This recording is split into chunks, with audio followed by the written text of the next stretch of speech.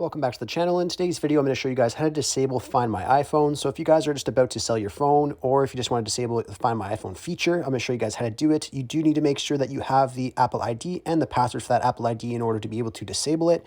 Now, if you just go over to your settings and open it up, all you have to do is go over to where it says your name, and then it'll show you like your Apple ID. So it's the very top option.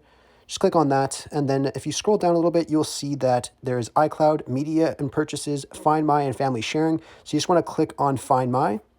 And then here you'll see at the very top, mine's turned on currently. So to disable it, you just want to click on it and then just click on it one more time.